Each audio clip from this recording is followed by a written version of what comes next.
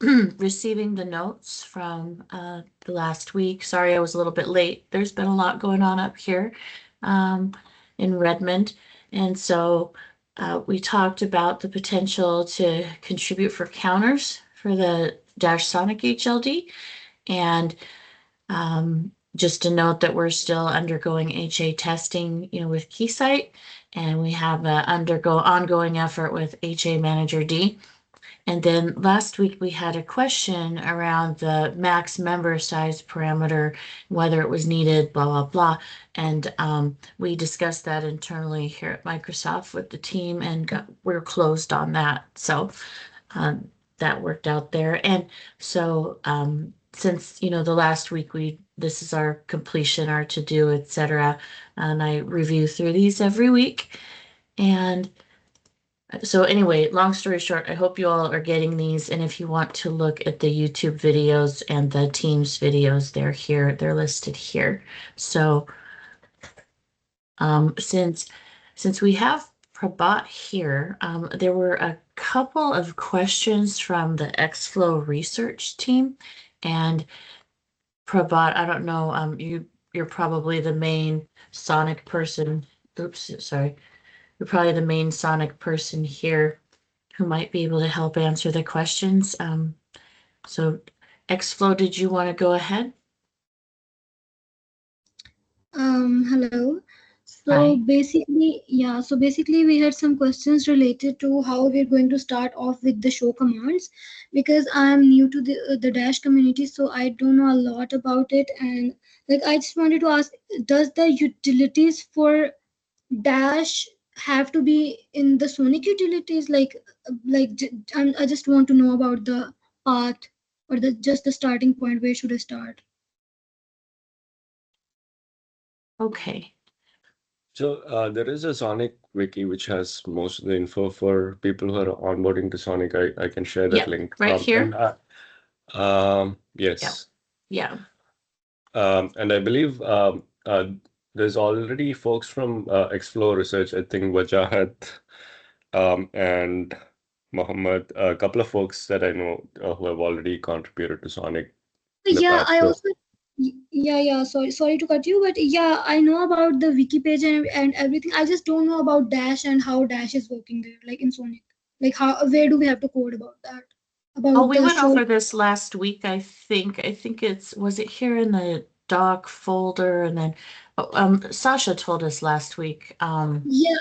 Yeah, Sasha told us about the SWSS and the org agent in that. I just wanted to know what can we deduce from that file that we can use to code for utilities of Dash. There has to be a separate folder for Dash in the SONiC utilities. Yeah. And I just wanted to ask, we have to implement the show commands only. So the configuration commands for those, where are those commands? So if it's something specifically for only Dash and DPUs, and you can create a new directory within SONiC Utilities repo. But if it's generic enough, you can just use the existing layout in SONiC Utilities. Yeah, I think so we don't have to make separate. Yeah, sorry. Go ahead. You go ahead. Okay, so I was just asking, so we don't have to make separate folders for everything related to Dash. We can do them in the SONiC folders as well, the generic SONiC folders that we work in. I thought that the advice from Sasha last week was to create separate folders. Let's look here. Yeah, okay, so I'm so sorry. I think I separate files and commands. I'm sorry, go ahead. Yeah, I think I'm unable to ask it. Okay, so basically I just want a starting point of where should I start from. So we have been assigned the show commands for Dash, right? So where should I start from? So for the show commands, to show them on the terminal or anything, do we have the configuration commands for them that we have to show? So would that be in the wiki, Prabhat? It should be there. So I mean the show counters or whatever for Dash, it should not be any different from the regular show commands for SONiC. So if it's used only for dash counters or whatever, you can create a directory within that. I mean within SONiC utilities and implement it there. But the flow of code should be similar to other show commands in SONiC. It should not be any different. Okay. I'm not sure if I think there should be some. You can follow some of the existing PRs in this repo, which added show commands. Yeah, exactly. I was just searching for that I was unable to look for. Like, I just wanted to know which existing things can I use for those show commands. Like, are the configurations done for those? I'm not sure what config. Do you know, Christina? Sorry, I was not in last week's call. Sure. What are we talking? What's the question? I'm sorry, Prabhat. So I think the question from Explo, if I understand correctly, is they're being assigned to work on show commands, but is there something which configures them in the first place before they can do show commands? I guess that's the question. Yeah, right? exactly. Yeah, exactly. Okay. That's my question. So we have the do you Dash know if SONiC they're HLD. they've been go assigned ahead. to work on the configuration part as well, or is it just show? I mean, I don't know what is their assignment. They had volunteered for the show commands. Yeah. So I just wanted to know if there are any prereqs for those show commands that have already been done. Well, we had the basic ones that were done in the HLD that we were hoping to expand upon, right? So I'm trying to find. Are we talking about ENI counters and stuff, or what show commands are we talking about? Yeah, DPU counters, ENI counters, global counters. So I'm guessing these are already available in some DBs. It's probably just a matter of reading from there. I think we can sync offline on this. It's probably already available. We can sync offline on this. So here's where it was, Prabhat. Sorry, we went over these and we wanted to expand upon these. Yeah. Okay, I'll loop you into the email then. Okay. Okay. Thank you so much, Prabhat and Christina. Yeah, no problem. Okay. And so what I know, did anyone have a PR you wanted to cover first before I go into the list here?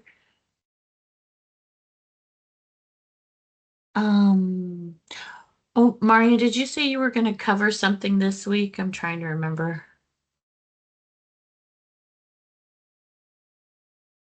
He's on a different call, it looks like. Oh, okay. Gotcha. Oh, I see. He's on hold. Sorry. Okay. So what I noticed this last week is, we had completed these 3, which is great. And these 2 are dependent on each other. So I've created a dependency flag here where, the GNMI resets here exceed a memory threshold, and that's based upon this container memory limit. So these 2 are paired together, and these are still underway. So just put the notes here. And I noticed new HLD for, I know this isn't necessarily the smart switch meeting, but Dash and smart switch kind of go together. So I thought I'd bring it up for you guys. But the DPU Graceful Shutdown. So I know that Ramesh, who is on the call, opened this up. And Ramesh, did you want to talk about this at all, or do you just want to leave it because it's in draft? Or go ahead. Yeah, I can talk about that. Like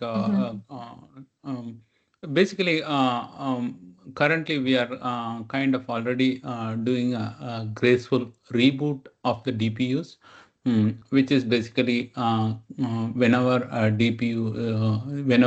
user issues a reboot command, it basically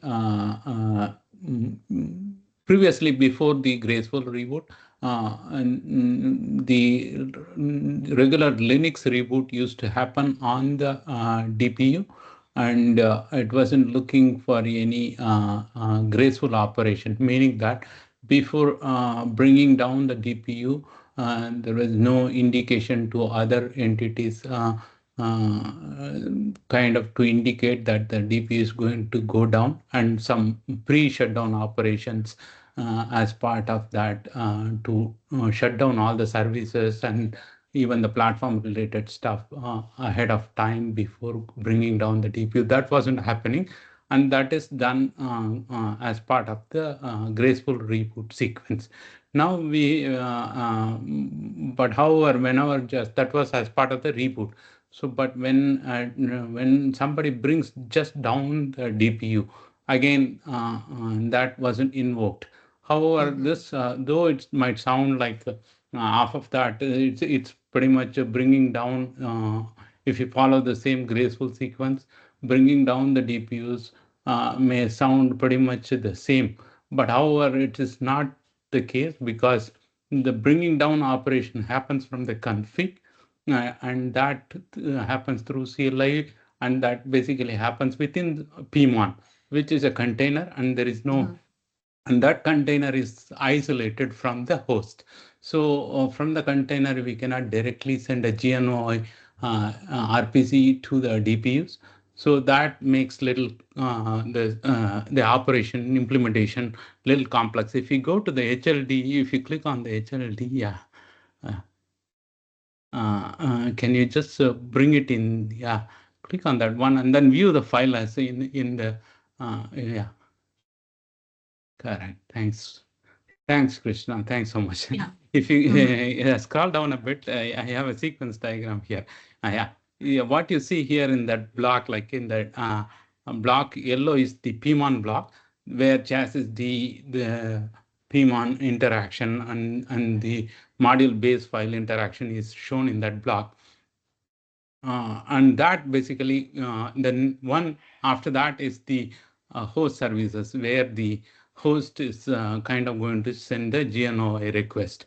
But these two are disconnected, so we have to create a pipe between the PMON and the host. So as you see, there are two pipes, one for sending the request on top. Yeah, exactly. And similarly, one for receiving the response at the bottom. So those two things happen at the host level between the host and the PMON. So once PMON gets a config change event, so it basically sends a request through the pipe to the host, and then host in turn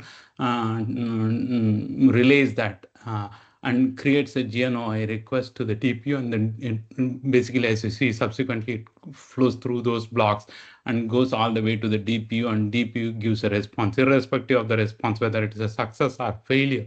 And then we just go and do the reboot or shutdown completion. So in case of successful operation, what happens is basically the DPU goes, and then from a platform perspective, it will just do a flush out of eMMC and other things which it's supposed to do, proper bringing down of the DPU. Basically, all those operations will be invoked from that point. And from a service perspective, it'll all the BFT and IHA manager, who are the clients, will be notified properly, and they will bring down all the services subsequently. So this is the workflow, and that's what we are implementing. Oh, thank you. Do you guys have any initial or preliminary questions around this one?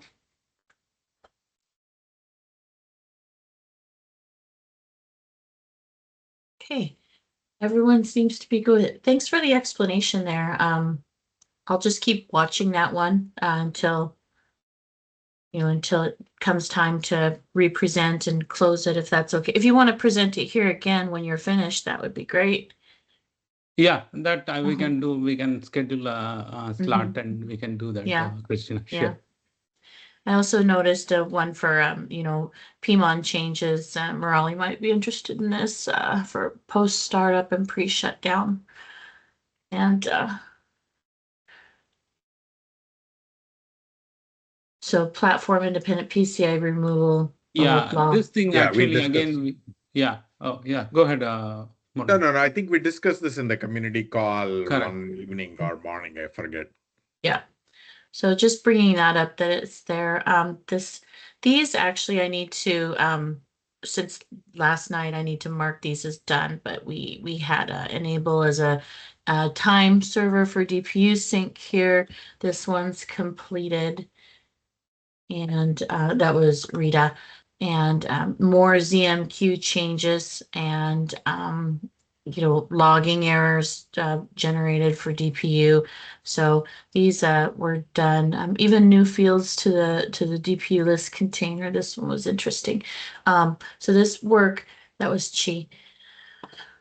This has been done. I just need to add it, and then here I noticed a dash private link setup, no floating NIC, and so this is open. Michael? Yeah, Michael. Yeah. Mm-hmm. Yep. And I don't think he's on the call, but it's we might get him to talk about it at some point here. Yeah, essentially we divided up that test case between floating NIC and no floating NIC options in the SONiC management. And I think he raised the PR and emailed Prabhat, Lawrence, and others for comments, I think.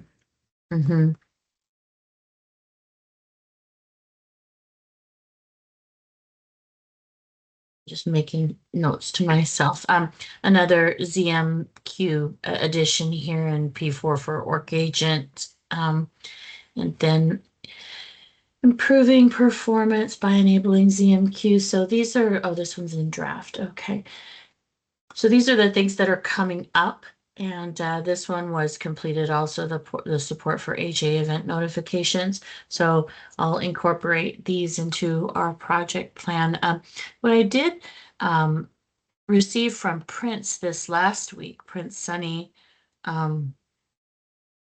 was that, if anyone had cycles or time, he would like to basically look at how to optimize the ASIC DB. And so I was reading a bit through that last night. I don't know, he wanted me to bring it to the community to possibly talk about ways to do that. So I had it up here, sorry, and I lost it, but explanation around ASIC DB and the communications between the ASIC and SONiC and how to optimize the performance there. I don't know. Maybe Prabhat, since you're back, I don't know if you can heard what I'm saying, but Prince Sunny from the SONiC team was asking about looking to the community for ASIC DB optimizations. Yeah, I believe it's for memory optimization for ASIC DB. We had something similar for AppDB, where we moved from string-based key value pairs to protobuf. So I think something similar needs to be done for ASIC DB as well too. Gotcha. Reduce the footprint because with DPUs we have more number of objects, and at that scale we kind of had to reduce the footprint in the ASIC DB. So I think he was looking for some support from the community on that. Yeah. Okay. So I don't know if anyone's interested in that type of work, but that's, I guess, needed now that we've moved on from the other DB. Does anyone have questions about that?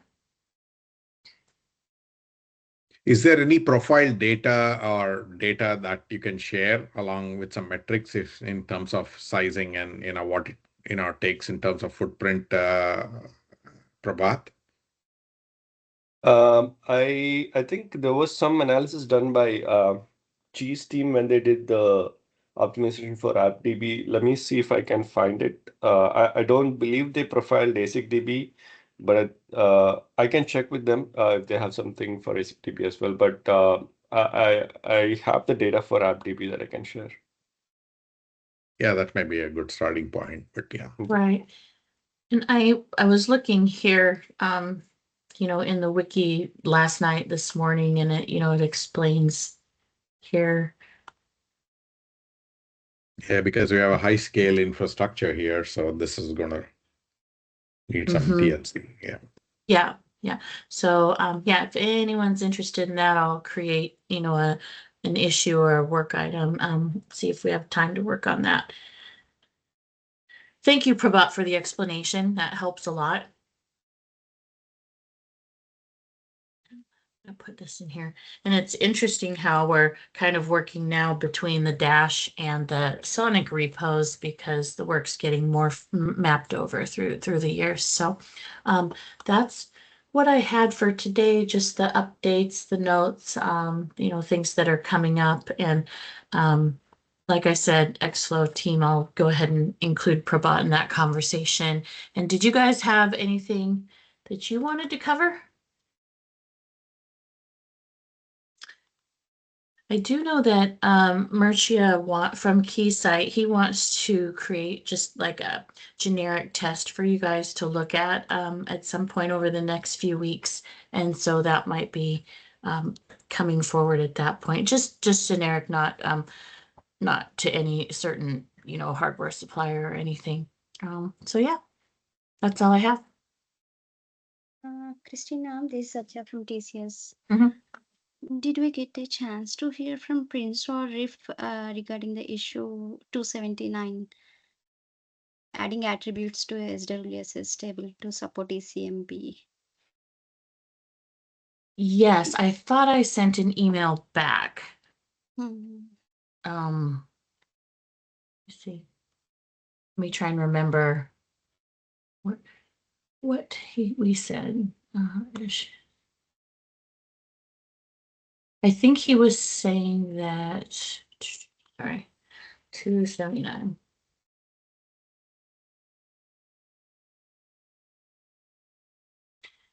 Yeah, I was asking whether this was still needed.